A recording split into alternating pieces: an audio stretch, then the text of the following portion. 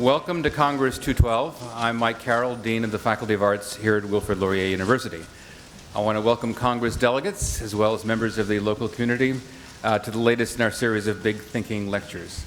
Laurier is proud to co-sponsor these lectures along with the University of Waterloo and others as a way of bringing important public intellectuals to this campus and community to speak on some of the more pressing social issues of our time.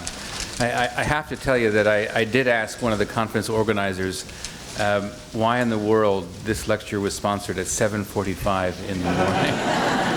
and the answer I got was that if we scheduled Chris Hedges at a more convenient time, we wouldn't have a venue to hold people. So judging from the people who have turned out at this unseemly hour, I don't doubt that. So I want to thank again the Canadian Federation for the Humanities and Social Sciences for selecting the University of Waterloo and Laurier to co-host this.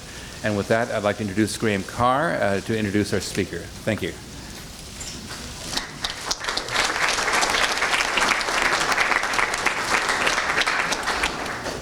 Thanks, Mike.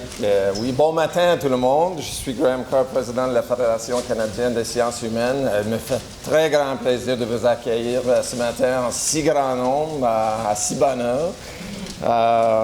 Let me just start by thanking not only Mike and all of his colleagues at Wilfrid Laurier University, but all of the team from the University of Waterloo as well, who have really worked to make this Congress 2012 a tremendous success. It's not over yet. We still have all of today and all of tomorrow to go, but we're really grateful for the incredible hospitality that they have shown.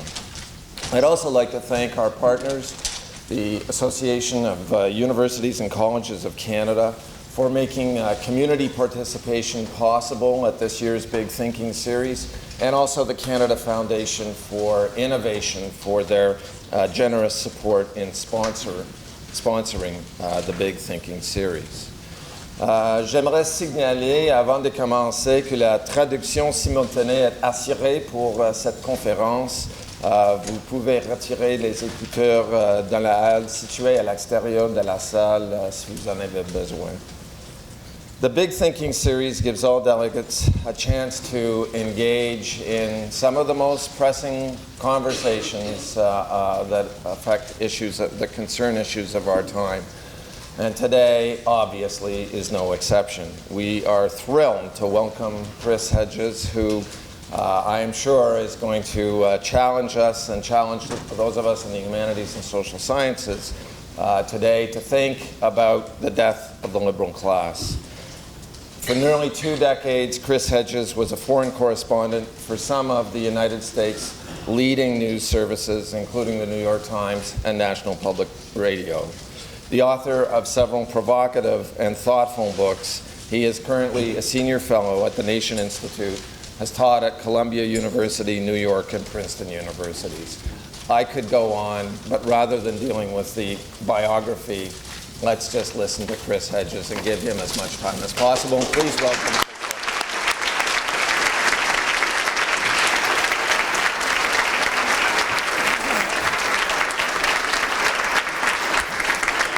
Thank you very much. I have very strong Canadian ties. My wife is from Scarborough, and my daughter, who just graduated from high school, is going to UBC. So. Which is great. We're all happy. I was telling everyone I had dinner with last night, you don't usually think of Canadians as being chauvinists until they cross the border into the United States. And every July 1st, she puts up, I don't even know where she found it, a large Canadian flag in front of our house that she leaves up through July 4th. So there's no confusion in the neighborhood. I was also telling them that this is a woman, she went to Juilliard, and she's an actor, and has never come back since. But when they had this is a woman who could not tell the difference between a hockey puck and a hockey stick. And we don't own a TV, so when they had the Olympic game, when the playoff, between American, she had the radio on just to make sure the Canadians won. So I saw out there on the table that they had Days of Destruction. Days of Revolt. That's the book just literally came out. I didn't even know that bookstores could get it. That's the book I spent the last 2 years working on with the graphic illustrator Joe Sacco, who I had first met in Bosnia when he was working. I was the Balkan bureau chief for the New York Times during the war in Bosnia and Kosovo. He was working on his book Gorazda. Some of you, especially if you know the Middle East, will know Footnotes in Gaza, which is just a masterpiece. 6 years, one of the finest reporters I've ever met, and it's drawn out 50 pages of illustrations, and it's a look at the sacrifice zones, the poorest pockets of the United States, and now in an age of unfettered, unregulated capitalism, these sacrifice zones are just spreading outwards. There is no impediment anymore to unfettered capitalism. It is, as Karl Marx understood, a revolutionary force, and as Karl Polanyi pointed out in The Great Transformation, his amazing text on what unregulated, unfettered capitalism looks like, it turns everything into a commodity. Human beings become commodities. The natural world becomes a commodity that it exploits until exhaustion or collapse. In essence, it cannibalizes itself, and this is the process that we are undergoing. The question I had was, how did we get here? And that's really the subject of Death of the Liberal Class. Empire of Illusion is also out there. Empire of Illusion is sort of a look at all of the ways we have been unplugged and invested our hopes, ideas, and dreams into a non-reality-based world. The largest chapter in the book is on pornography, which is not accidental. We're the most pornified culture in history because of its easy accessibility. And it was interesting, I was a war correspondent for 20 years, and in every conflict I was in, there was a correlating rise with porn, the porn industry, because it does the same thing. It is about turning human beings into objects that you exploit and use. And it's no accident, and I won't spend too long on the thesis of that book, but it's no accident the still photographs from Abu Ghraib could be still photographs from a porn shoot. It's precisely the same thing at work within the society, the loss of empathy. I spent a lot of time on reality TV. I had been asked by a publisher, Knopf, and it's a good lesson, I'm sure there are many writers in the room, never do someone else's idea, to write a book on the press, of which I, of course, had been a part of for many years in the United States, and its demise. And when I turned the manuscript into Knopf, the editor read it and hated it. And Knopf volunteered that they would publish it after they assigned someone to excise what they termed all the negativity in the book.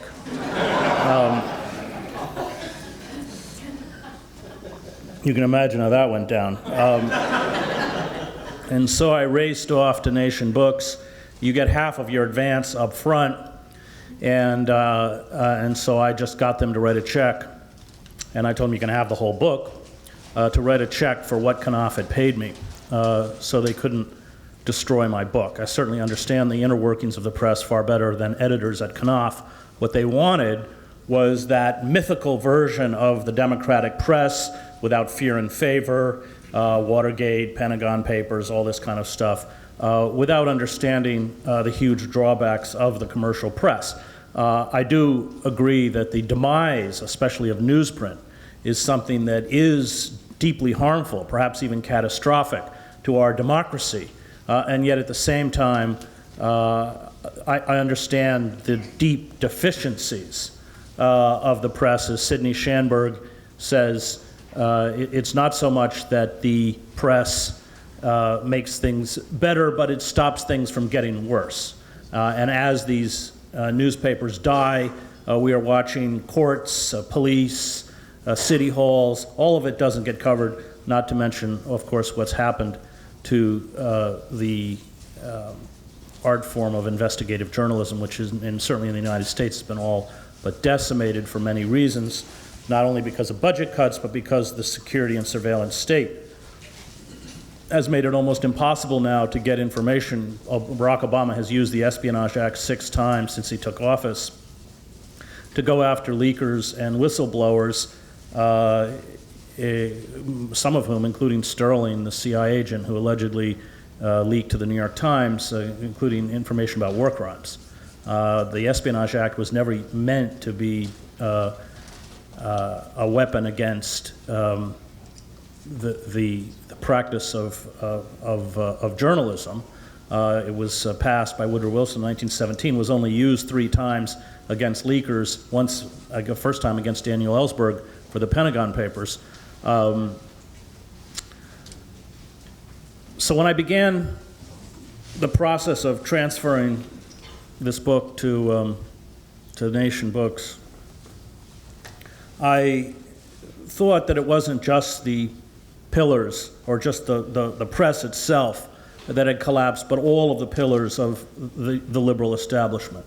Labor, culture, which had become commercialized completely, certainly in the United States. I know it's better in Canada, a little better. And religious institutions, public education, and of course the Democratic Party. And it's interesting that one of the figures that I go after in the book is someone I've known many, many years, and that's Michael Ignatieff. Michael and I, at the inception of the Iraq War, came down on very different sides. The day the invasion started, we were both on a program called Fresh Air on National Public Radio, and Michael spent 15 minutes explaining why we had to go into the war, and I spent 15 minutes, and I should add, I am an Arabic speaker who spent 7 years in the Middle East. I was the Middle East bureau chief for the New York Times, months of my life in Iraq, and unlike Michael, actually intimately understand the instrument of war as to why we shouldn't go in. And Michael, for me, was sort of a kind of poster child of what had happened in many ways to the liberal establishment, that conversion into kind of neoliberalism. And I actually went back and found the transcripts of that radio interview and included them in the book, because he's without question a brilliant scholar, and we've had a close relationship over many, many years. I've not seen him since he came to Canada and became a politician, is now at Massey College. And so I backed off, and I wanted to ask that fundamental question: what happened? How did we get here? How did the Leviathan of unfettered, unregulated capitalism become omnipotent, so omnipotent that it couldn't be challenged by any of the forces within society? Those forces which I think in sort of traditional political terms are defined as liberal, in the way Karl Popper uses the term, those forces that make incremental or piecemeal reform possible. I know when Conrad Black wrote his biography of Roosevelt, he said that Roosevelt, I think correctly, that Roosevelt's greatest achievement was that Roosevelt saved capitalism. What went wrong? How did we end up? And certainly within the United States, it all goes back to World War I, where on the eve of World War I, you had powerful progressive movements, over 70 socialist mayors in the United States. Some of the largest publications in the country, Appeal to Reason, which had the 4th highest circulation in the United States, was a socialist publication. Of course, the masses. You had anarcho-syndicalist unions like the Wobblies, a very progressive CIO. I mean, one of the reasons that Canadians have, as I understand it, a healthcare system that covers everyone is because the unions fought for it. They had a broad social vision. And the business or the robber baron class was, of course, deeply hostile to all of these movements. And the war was, to quote a writer I admire very much, Dwight MacDonald, was the rock on which all of these movements were broken. The war had no popular support in the United States. Indeed, Wilson had run for re-election on the slogan, "He kept us out of the war." But with the collapse of the Eastern Front and the possibility that the Germans could move upwards of 100 divisions over to the Western Front, it became possible that the British and the French would be defeated. And this deeply alarmed Wall Street, which had lent tremendous sums of money to the British and the French government. This, coupled with the Kaiser's decision to attempt to impose a naval blockade on Britain and the sinking of 2 or 3 American merchant ships, plunged us into the war. And it's a fascinating period of intellectual history. And it really, at this moment, revolves around a figure named Walter Lippmann, who writes Public Opinion, which is the blueprint for control. It's where the term manufacturing consent comes from. Chomsky and Herman, years later, in their critique of the press, pull that from Lippmann's book, Public Opinion. And Lippmann argues to Wilson that the population can be moved to support the war, not through the harsher forces of coercion embodied in the Sedition Act or the Espionage Act, but through mass propaganda.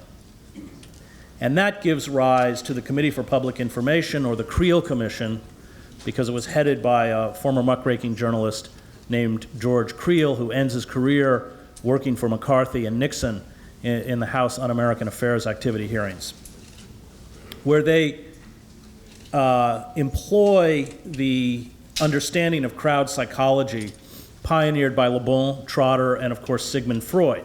Out of the Creel Commission comes Edward Bernays, the father of modern public relations, and his book Propaganda becomes one of the seminal texts that Goebbels uses when he creates the Nazi propaganda machine.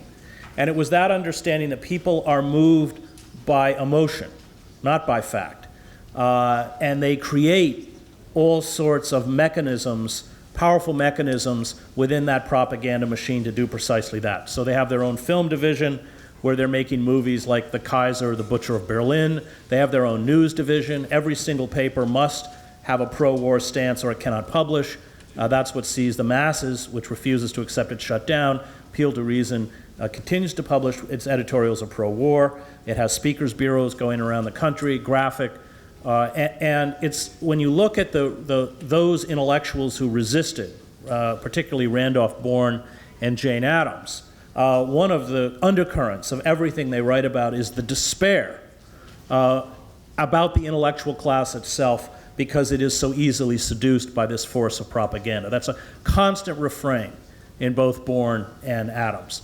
And of course, this mechanism is used not only to promote the war, but to break the back of these radical and progressive movements. And it does so quite effectively. Those who hold out, like Eugene V. Debs, the socialist candidate, who in 1912 polled 6% of the vote, 900,000 votes, ends up in prison. And what happens is that once that war is over, the dreaded Hun instantly becomes the dreaded Red. And MacDonald, when he writes about this period, also notes that none of the political theorists of the 19th century had anticipated the psychosis of permanent war. When Marx writes about war, it's about the Prussian War, and he certainly hopes that the Germans will win because it will bring us closer to the worker state. And in essence, that psychosis of permanent war, in MacDonald's words, creates an environment by which people clamor for their own enslavement. And I think that that's deeply true, and that is perhaps a distinction between Canadian and American society. But at that point, we became a nation of permanent war, an attempt to ferret out internal enemies and fight external enemies. And of course, the iconography and language of that was replaced at the end of the Cold War with terrorism, but it serves precisely the same purpose. And that leads to Randolph Bourne's famous dictum, "War is the health of the state." So after the war, you have that final assault against very weakened popular movements. Both appeal to reason and the masses are shut down. That's when you have the mass deportations of Emma Goldman and Alexander Berkman, the destruction of the Wobblies, Joe Hill, what they would take the leaders of the Wobblies, pin trumped up murder charges, bogus murder charges on them. Hill is executed in Utah. Big Bill Haywood has to flee the country, spends the last 10 years of his life in Moscow. And accompanying this is that all of those propagandists, once the war is over, go straight to Madison Avenue. And they start working for Wall Street and corporations. And what they seek to do is upend traditional values of thrift, self-effacement, and replace it with a cult of the self, with hedonism, with consumption as an inner compulsion. And Laura Nader, who teaches at Berkeley, and is Ralph Nader's sister, I think correctly points out that that what happens is that when that these values were replaced by corporate values. That when we talk about American culture, what at this point we're really talking about is an imposed corporate culture. When Malcolm Cowley writes his really brilliant intellectual memoir of the 20s and 30s, An Exile's Return, he's very critical of the Bohemians and later the Beats for imbibing or essentially internalizing these cultural values, that center, that self, that destruction of community. At this point, we begin that long, slow descent by which the mechanisms which make democratic reform possible are essentially being destroyed. Because while the radical forces or the populist forces are dismantled, you have, in the name of anti-communism, a disemboweling of traditional liberal institutions. That's what these witch hunts are about. And the function of liberal institutions, of these pillars of the liberal establishment, is precisely to work as a kind of safety valve, whereby when you have pronounced grievances and injustices within the wider society, it is a mechanism within the formal structures of power to alleviate those injustices through incremental or piecemeal reform. But all of the true advances within democracy are pushed forward not by these liberal institutions which survive within the parameters of a capitalist democracy, but by those popular radical movements that create pressure which the liberal establishment then responds to. I mean, within the United States, if you go back, and this is what Zinn does so well in The People's History of the United States, you see that the structure of American government was put in place by people who deeply feared popular democracy. Not only were most Americans disenfranchised at the constitutional conventions, women, people without property, Native Americans, African Americans, indentured servants, but you had put in place both the Electoral College and the Senate. Senators used to be appointed by the states, and the Senate had most of the political power in terms of the legislative branch to prevent popular democracy. So it was a constant battle from the formation of the country, a battle that many, many people paid for with their lives, whether that was through the anti-slavery movement, the Liberty Party, the labor movement, the suffragists who fought for women's rights. All of these created openings within the society, and yet none of them ever achieved formal positions of political power. And I hear, come down with Chomsky on this, in that or Benda, in his great book Treason of the Intellectuals, that for those of us who care about creating a system of justice and a system where broad participation of the population is open to everyone, you have a choice between which two sets of principles you serve: justice and truth, or privilege and power. And Benda makes the argument that he's talking about the intellectual and the academic class, but the more, having gone to graduate school at Harvard and seen the Kennedy School, there's a perfect poster child for this, the more that you make concessions to those whose fealty is to privilege and power, the more you diminish the capacity for justice and truth. And I think that, that we forgot this dictum, we forgot this fundamental truth. We saw, of course, in the 30s the collapse of capitalism, and then we saw the liberal class function as it was designed to function, which was to create the New Deal, to create mechanisms by which the injustices that had been visited on wide swaths of the American population could be alleviated. This was essentially crushed after World War II with that last and final assault in the Red Scare. We lost in the United States thousands of high school teachers, social workers. It used to be that social workers, the social work union would lobby on behalf of their clients, university professors, artists, directors, journalists like I.F. Stone, probably our greatest investigative journalist, who becomes a complete pariah. He can't even get a job at The Nation magazine, and he starts I.F. Stone weekly in the basement of his house. And at that point, all of the impediments to unregulated, unfettered capitalism were off. It was just a matter of dismantling what had been put in place by the New Deal, so that by the 1970s, in the words of the Harvard historian Charles Mayer, America had shifted from what he called an empire of production to an empire of consumption, i.e. we began to borrow to maintain both an empire and a level of consumption that we could no longer afford. There's a book by Sheldon Wolin.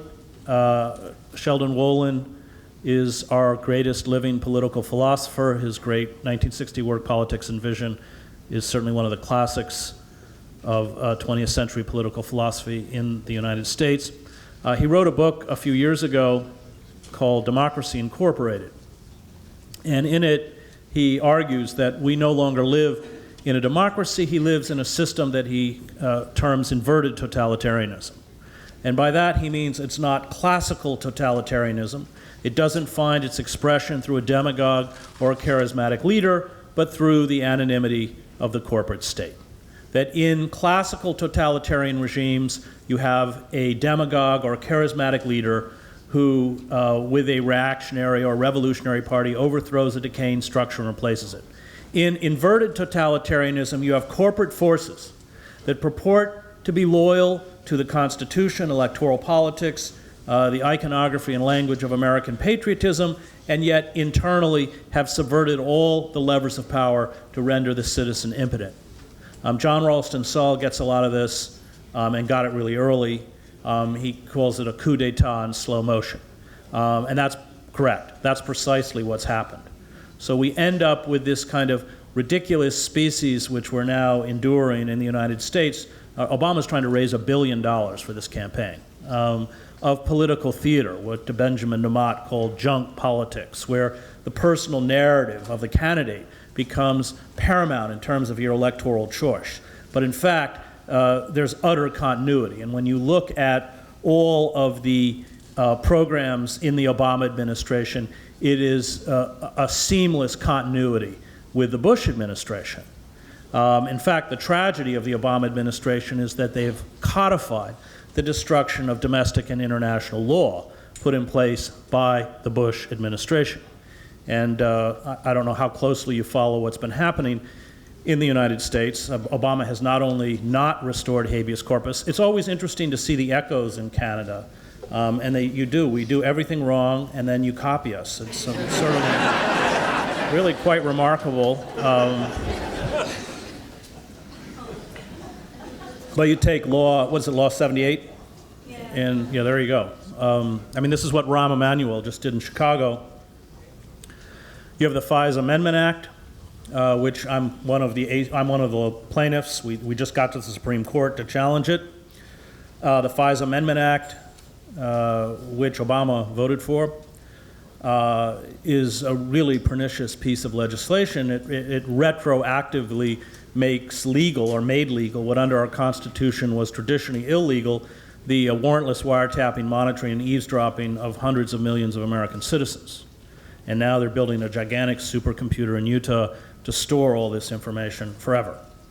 And the reason that the FISA Amendment Act was passed is because Bush had begun this warrantless wiretapping. He'd been challenged in court. It was clearly unconstitutional. The telecommunications companies, Verizon, AT&T, which had turned this information over to the government, did not want to have to pay off these lawsuits. And so they came in with their sort of buckets of money in our system of legalized bribery. And lo and behold, they were retroactively immune, and it was allowed to go forward. Obama, as I mentioned, has used the Espionage Act 6 times since he was president. Investigative journalism, and I have many friends in the business, has virtually died in the United States because of this. It is just terrifying. And Obama, on December 31st, passed or signed the National Defense Authorization Act. Section 1021 of that act permitted the U.S. government to use the military to detain American citizens in very vague language, who covered persons were people who substantially supported al-Qaeda, the Taliban, or what they called associated forces, hold them in military facilities, including our offshore penal colonies, indefinitely until, in the language of the bill, the end of hostilities. It is truly a terrifying assault. I sued the president, Anli and Panetta, in court, and we won.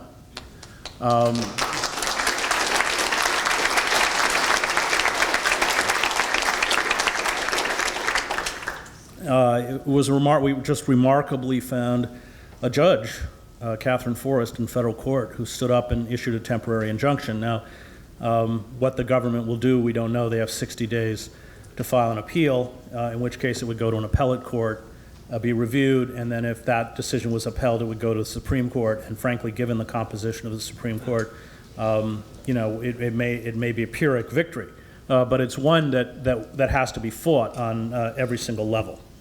So with that system of inverted totalitarianism, which Wolin writes about, we have descended into a political process where it has become utterly impossible to defy the centers of power, which are, as Occupy Wall Street understood, are based not in Washington but based on Wall Street. And it's, the tragedy of the United States, and I think, something again that's been echoed in Canada, is that, we didn't understand that manufacturing is part of vital national security. We no longer protected it. We turned over the economy and finally the political process to a class of speculators. Speculators in the 17th century were hung. Speculation was a crime, capital crime, and today they have created a system whereby they control both our political and economic life. Polanyi's book, and I'm sure many of you know it, is a really brilliant book. He was, of course, Hungarian. His wife, it was during the Red Scare, he taught at Columbia, and the Americans would not allow his wife into the country. And so they actually lived in Toronto, and Polanyi would fly down for classes Monday through Friday and fly back to Toronto to see his wife on the weekends. But Polanyi actually uses the word sacred. He said that when a society loses the capacity for the sacred, when nothing has an intrinsic value beyond a monetary value, then it in essence commits collective suicide. And that's why the environmental crisis is intimately twinned with the economic crisis. The commodification of nature, like the commodification of human beings. And there is no way within the political system to stop it. Certainly within the United States, I'm not going to try and give you an analysis of the Canadian political system, despite my deep distaste for your Prime Minister.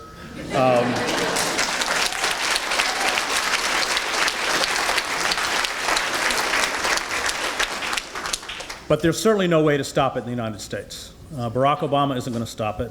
The Democratic Party isn't going to stop it.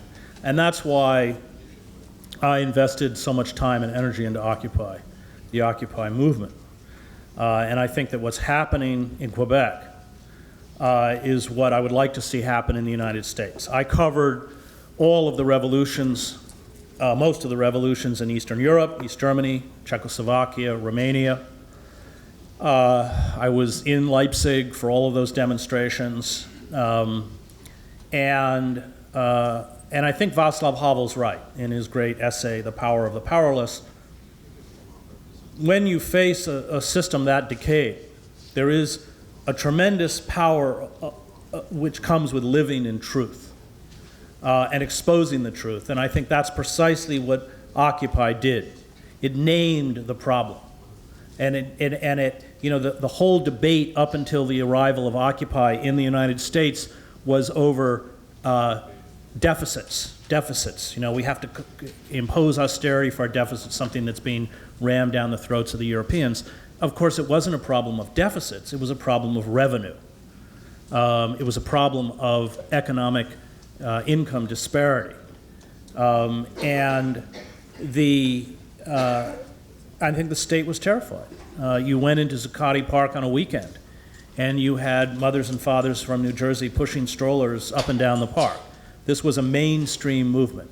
And if you look at all of the polling, that backs that up, whether it's on the wars in Iraq, Afghanistan, whether it's on the bailouts in Wall Street, whether it's on the failure to address the massive foreclosure and bank repossession crisis, which has driven 6 million Americans from their homes, a number expected to climb to 10 this year. I forget the figures, I just read it, but it's like 50 or 60% of Americans are underwater, meaning that they owe more than their homes are worth. 1 million personal bankruptcies a year because people can't pay their medical bills, and 80% of those people had medical insurance. But of course, they just jack the premiums up if you're incapacitated and you can't pay and you're out. Student debt, this was a huge factor in Zuccotti, $1 trillion, largest personal debt.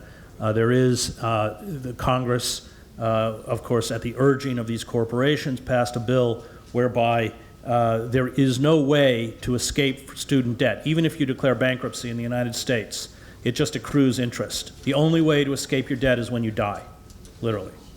It's quite staggering. And I think that, you know, one of the sort of perfect examples of how the differences between the Democratic and the Republican Party are marginal at best, because, of course, in the end, corporate lobbyists write all of the legislation, is the so-called Obamacare bill.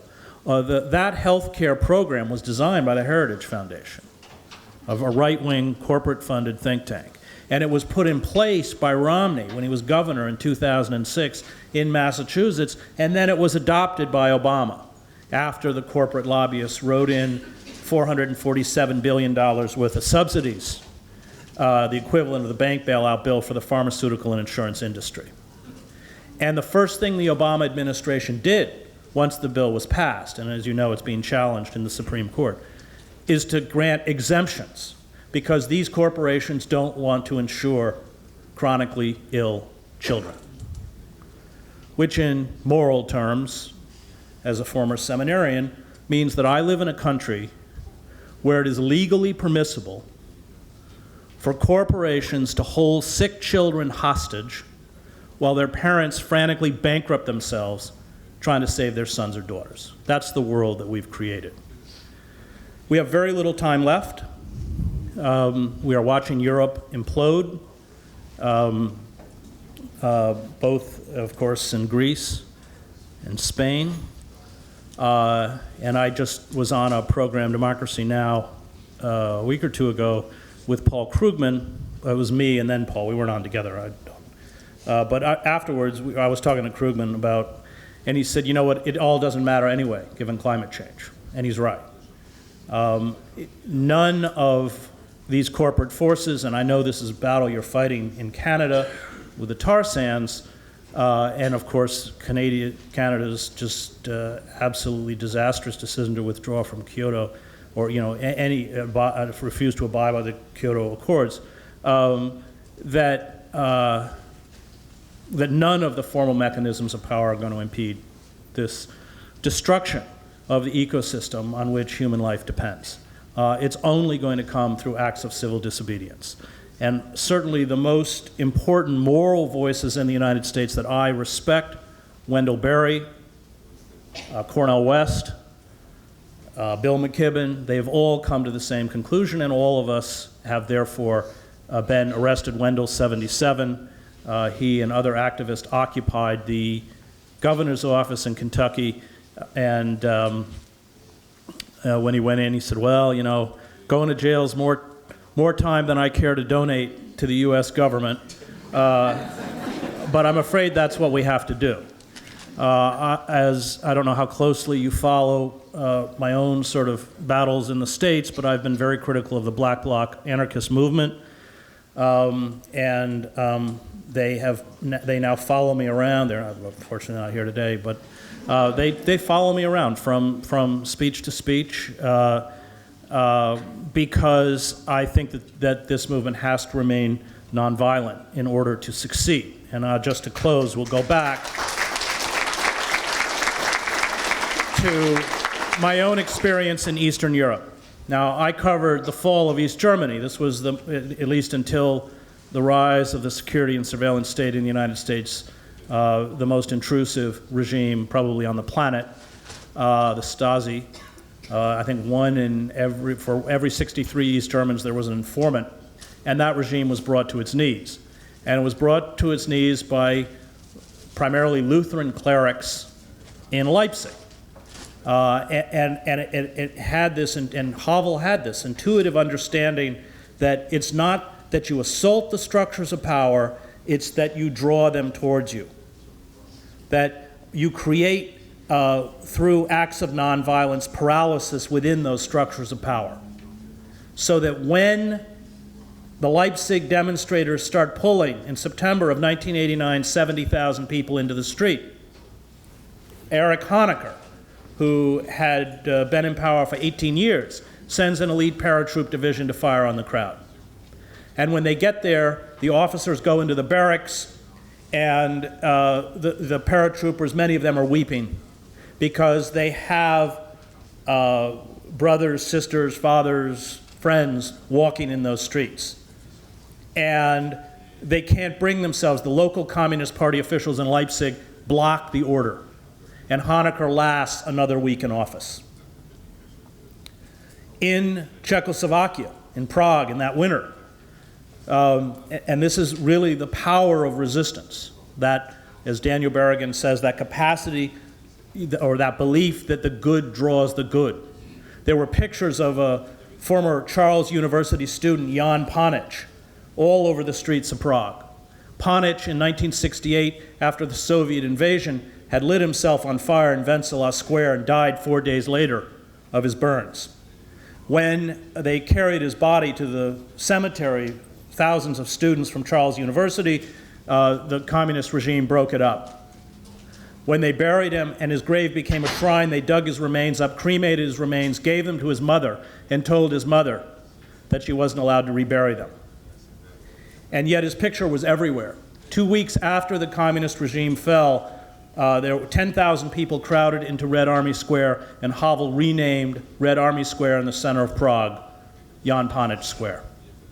I was in Wenceslas Square, 500,000 people, when Marta Kubasheva, who was the great, most popular singer in Yugoslavia, sang the anthem of defiance that was broadcast over the airwaves when the Soviet tanks rolled into Prague, walked out on that balcony. Now, after the Dubček was overthrown and the Stalinist or the Moscow-approved regime was put back in place, you saw Kubasheva become a non-person. All of her recording stock was destroyed.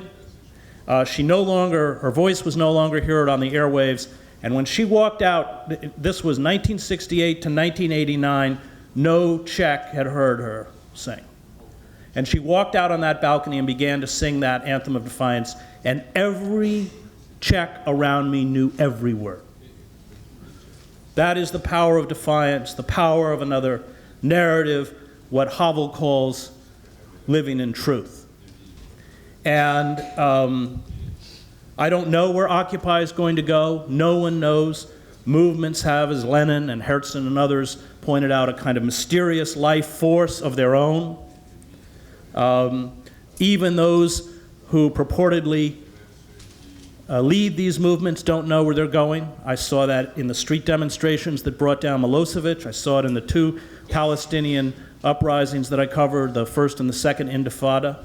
I remember sitting with the leaders in Leipzig on November 9th, 1989, in which they said, perhaps within a year, there will be free passage back and forth across the Berlin Wall.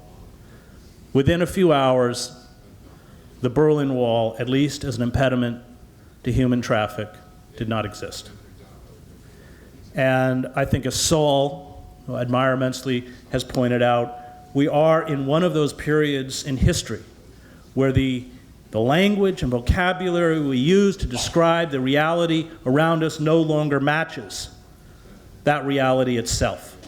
And we are in a process of inventing or creating a new language, a new way to explain and cope with reality. And I encourage all of you to do what I'll be doing in a few days in New York, and that's get out on the street. Thank you.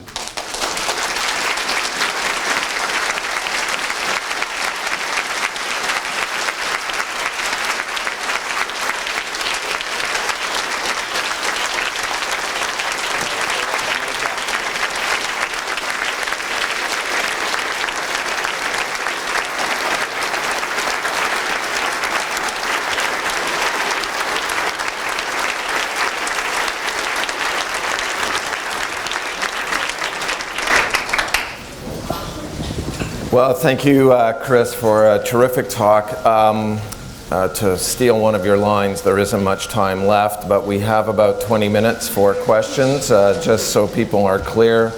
We're going to finish at 8:55, after which there will be a book signing in the back. You'll have an opportunity to talk to Chris one-on-one then. I know we will have far more questions than time. Si vous voulez poser des questions, il y a des micros situés à chaque côté de la salle. Please identify yourself. Try to keep your questions short, and maybe I'll just kick off things. I want to go back to the reference to Walter Lippmann, manufacturing consent, and the role of propaganda, the rise of a corporate culture of hedonism, etc., and the decline of investigative journalism and the crowding out of other narrative opportunities to challenge consensus. In the current context, I think there are probably some media proponents who would argue that the antidote to that is the rise of social media.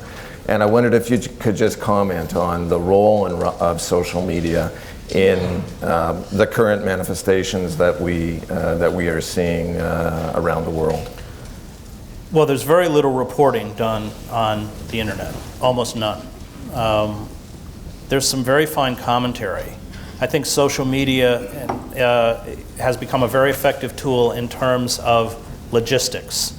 You have to be here at this time, but I don't think it's a very effective tool in terms of actually creating opposition. When you're sitting in your room in front of a computer, furiously typing something out on Facebook, you're still alone, which is just where the corporate state wants you. There is no substitute for what's happening in Quebec and for what I hope will happen in the United States, and that is pulling large numbers of people into the streets to discredit those in power.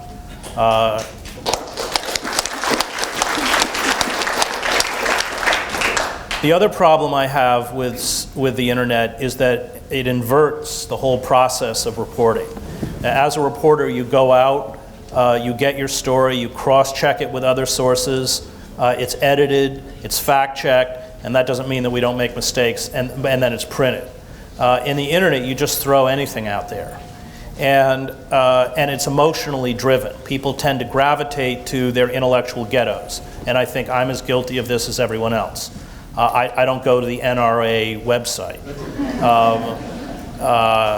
Or I don't go to Bill O'Reilly's website, or does Kevin O'Leary have a website? I don't go to that either. And there's something kind of, there's a democratic quality to newsprint in a sense that you don't select what you get. And what really scares me, and I think this is something Hannah Arendt writes about in Origins of Totalitarianism, is that it furthers this process of severing yourself from a reality-based culture. It accelerates a world where lies become true, where facts and opinions are interchangeable, where you believe what you want to believe. And that, of course, is what Fox and, is it Sun, is your Fox equivalent? That's what they're about. It's not about fact. And once you cut yourself, the power of traditional journalism, or the importance of traditional journalism, and I could spend a whole another morning talking about its shortcomings, but the importance of it is that it roots your national discourse in verifiable fact. I did a book on the Christian right called American Fascists, the Christian Right, and the War on America. I was trying to reach out to them. And I was in a creationist seminar where they were teaching in Missouri, and they were teaching Christian teachers how to teach the book of Genesis. Well, there are a couple problems as a former seminarian with Genesis as factual history, perhaps the first one being that the writers of Genesis thought the earth was flat. The second one being that God created a light on the first day and the sun on the fourth day. And this was a problem that the teachers were being told to overcome by telling these boys and girls that God created a temporary light. Now, there's nothing in Genesis to suggest that God created temporary light, but it's in the details that you see the disconnect from the real. And in the midst of this talk, this teacher goes off on a tirade against the New York Times. And I'm sure I was the only New York Times reader in the room. But it was a window for me into, as a liberal paper. It's not about liberalism. The New York Times is not a liberal newspaper. It's about that issue of retaining a discourse in verifiable fact, which they must destroy. And that, as Arendt points out, really is the bedrock for totalitarian systems, once you sever discourse from verifiable fact. Great, thank you. Okay, starting with the lineup on the right here. Thank you for a truly inspiring kick to my day, probably my life. Can you please speak to what's been going on in Iceland? Uh-oh. Oh, just to prime the pump a bit, I'm to understand that the people in Iceland actually did what you're encouraging us to do. Sorry, I didn't mean to put... I don't know the situation in Iceland very well. Other than that, and other than the fact that they have managed to re-kickstart their economy because of it. But I don't have any particular real insight into Iceland. Okay, well, thank you. Okay, you're lonely at that microphone, so here you go. I'll still keep it short, though. My question is largely focusing on an issue I'm constantly struggling with concerning scale. When you're talking about organizing this defiance and seeing how it needs to express itself as people, but I feel we always sort of frame it in this context of nationalism, and we just sort of default to that. And some people want to stretch beyond and talk in this global, but often people in the street, that's such a local, that's such a place-based sort of phenomenon. So can you speak with this defiance, how do we make it as effective, efficient, and connected as possible? Do we default to national, bigger, smaller? Well, in the first week in Zuccotti, it was interesting, the composition including people who on their own had come over from Spain and other places to essentially give the organizers of Zuccotti their own experience and spell out their own failings and what had gone wrong. And I know that there's a lot of communication between the Occupy movement and other movements globally. So I think that this movement is, in many ways, a global movement. Nationalism, I know as a war correspondent, is a disease. And I watched it after 9/11. I mean, for me, the greatest tragedy of 9/11 is that, we had garnered the empathy of the world, including the Muslim world, where I was covering Al-Qaeda at the time. You don't fight terrorism, and terrorists have been with us since Sallust wrote about it in the Jakartan Wars. I mean, but through conventional military force. You fight terrorist groups or radical groups by isolating them within their own society. And we had essentially achieved that. And yet we drank deep from that very dark elixir of nationalism. And nationalism is not only always about self-exaltation, but it is racism. It's about the denigration of the other. If we had had the courage to be vulnerable, we would be far more secure and safer today than we are. And so nationalism is, I think, as you correctly point out, is a deeply pernicious and dangerous ideology or force, because it essentially renders you deaf, dumb, and blind and destroys the capacity for empathy. So the more nationalism creeps into these movements, the more distorted and finally deformed they'll become. Thank you.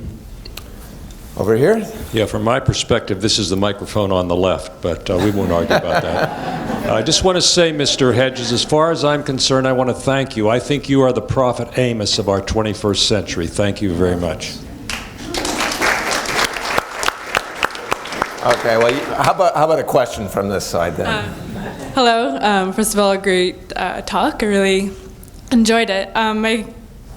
A concern that often comes up for me is, like you quickly mentioned it, the issues of the climate crisis in terms of this. But I still feel like often in the discourse we always kind of like mention it and then kind of veer back into our own like human dramas. And then it's also tied to, I have a question about, so you said you criticized the Black Bloc because of not, like it should be nonviolent, which I agree with, definitely in terms of human life, and like I'm not so prone myself to throw a brick into a window kind of thing, but that's different. But more, I think, is, my question is in terms of the environmental crisis. So there's people out there that are arguing, like, yeah, it would be better if we could do everything in terms of like dealing with ourselves, but it's so unstoppable, like all the dams and nuclear power. Like, I'm wondering what you think of violence towards property in terms of stopping environmental crisis. Well, I've had a few debates with Derek Jensen about precisely this issue. I mean, my only fear is that once you start using plastic explosives, people get hurt. I would say that the issue of climate change is separate from the issue of the Black Bloc, because for me, the Black Bloc is the mechanism by which the security and surveillance state will seek to sever these movements from the mainstream by frightening them away.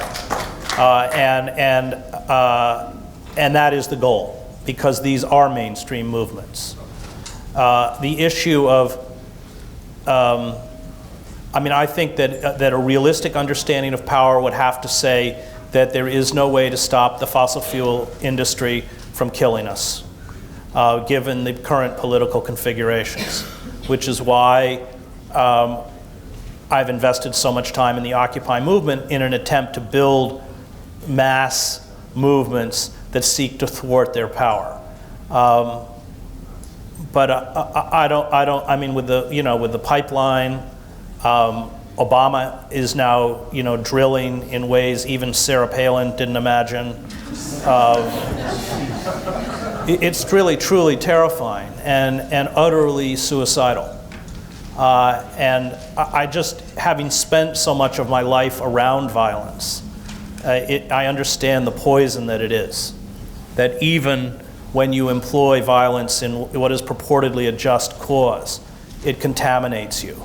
And that was true in the war in El Salvador, it was true in Sarajevo, it's true everywhere I've been. So for me, violence is always tragic. And yet, I'm not a pacifist. I was in Sarajevo when it was being hit with 2,000 shells a day, constant sniper fire, 4 to 5 dead a day, 24 wounded a day. When I got there in '95, 45 foreign reporters had been killed. And we all knew that if the Serbs broke through that trench system that had been built around the city, a third of the city would be slaughtered and the rest would be driven into displacement and refugee camps. And that wasn't hypothetical, because that's what had happened in Vukovar, the Drina Valley and other places that the Serbs had taken over. And yet that didn't free the defenders of Sarajevo from the contamination of violence.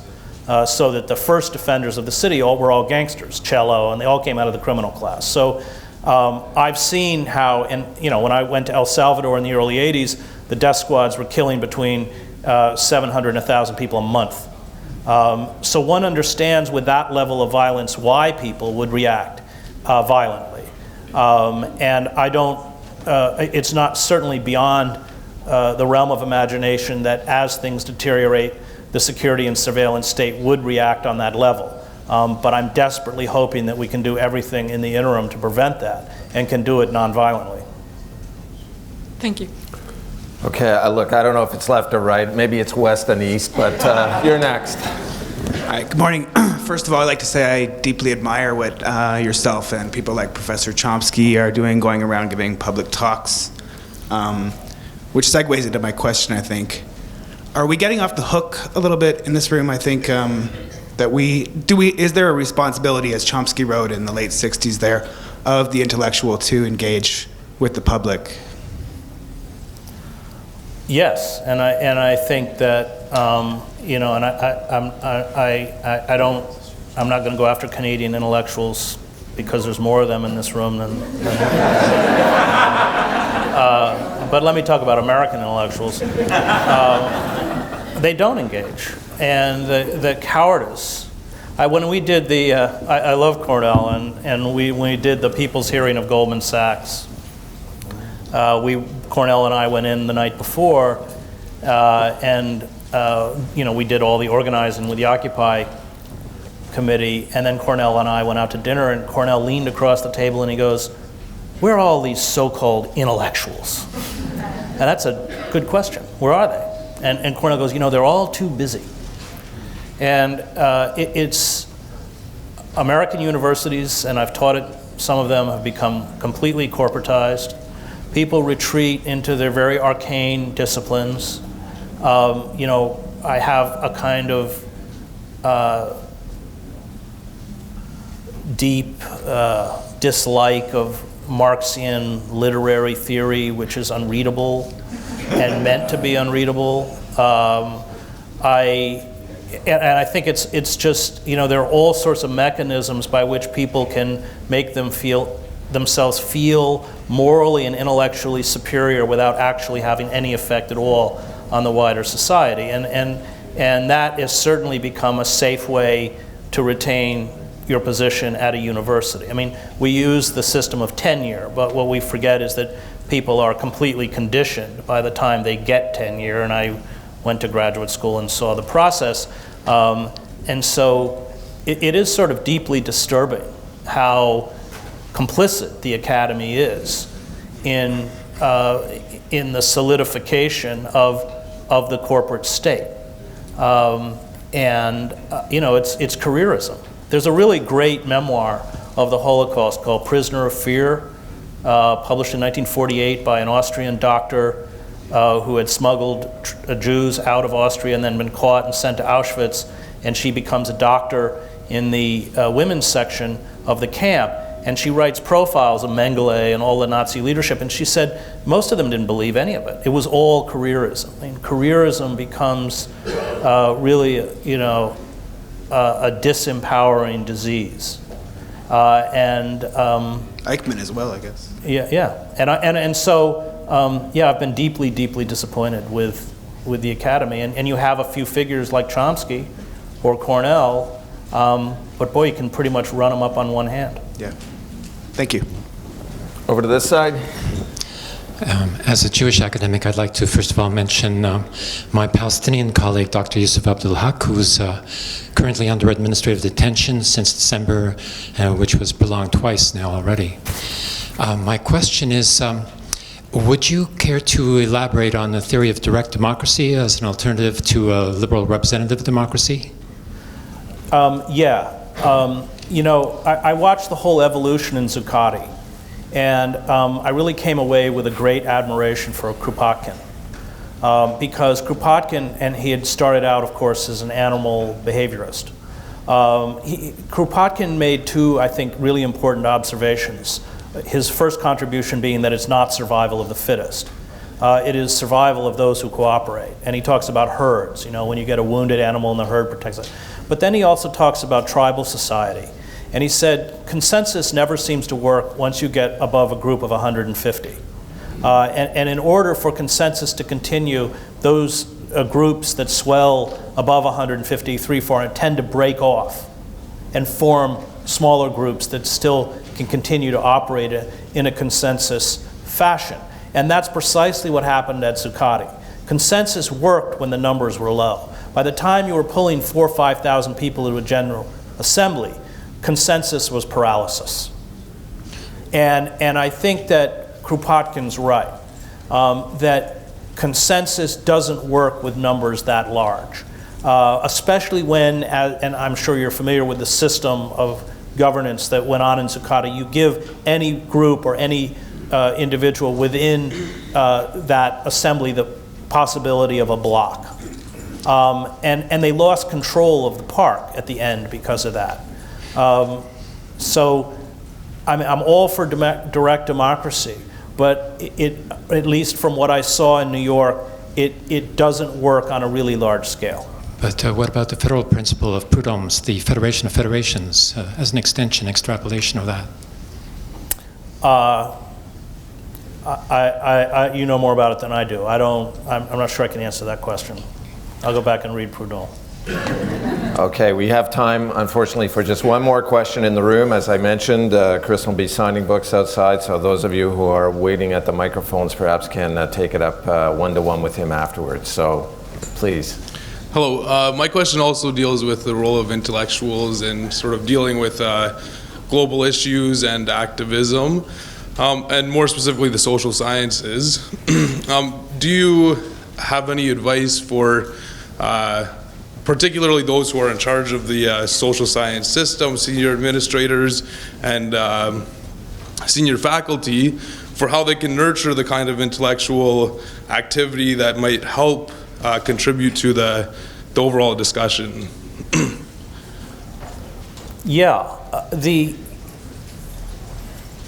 You can't teach people to be moral. You have to be moral. My great mentor at Harvard was a man named James Luther Adams, who in 1935 and 1936 went to Germany to study.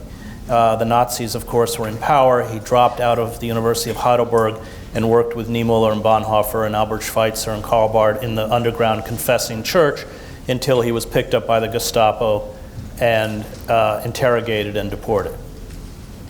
And I remember Adams telling me, if the Nazis took over America tomorrow, 60% of the Harvard faculty would happily begin their lectures with a Nazi salute. And I think, going back to that memoir, Prisoner of Fear, that I mentioned, which unfortunately had one printing in 1948, you'll have to get it out of the rare book room. It is careerism. It is that, what Malraux calls that process of building a monument to yourself. And we just, to pick a small example, I speak at Union Theological Seminary, and there's been some problems with the president of Union, and the students have been great and have organized and held meetings, and the faculty is out the door. Now here's an institution that purports to teach ethics and morality, and yet even within the institution they won't stand up for an issue of justice. And I think that it disempowers and discredits. I think that the figures who actually hold fast. I had another great professor, Krister Stendahl, who was the dean of the Divinity School and who had called for the ordination of women. in the Lutheran Church before women were ordained. And he was one of the finalists to be the Bishop of Stockholm, and when he got to the airport for his interview, the Swedish press ambushed him and said, well, Bishop Stendahl, how do you feel about a church that doesn't ordain women? How do you feel about, and he said, a church that doesn't ordain women doesn't deserve to call itself Christian. Well, he was out the door. He ended up becoming, years later, the Bishop of Stockholm. But I think for those of us who was his students, that was probably more important in many ways than Augustine or anything else that he taught us. And careerism, like nationalism, is a disease. I think that living the moral life means that inevitably you will clash with whatever institution you work for. And as Paul Tillich correctly pointed out, all institutions, including the church, are inherently demonic. And that means that we have to be willing to, number one, never allow any institution to define us. And number two, deep six our own career.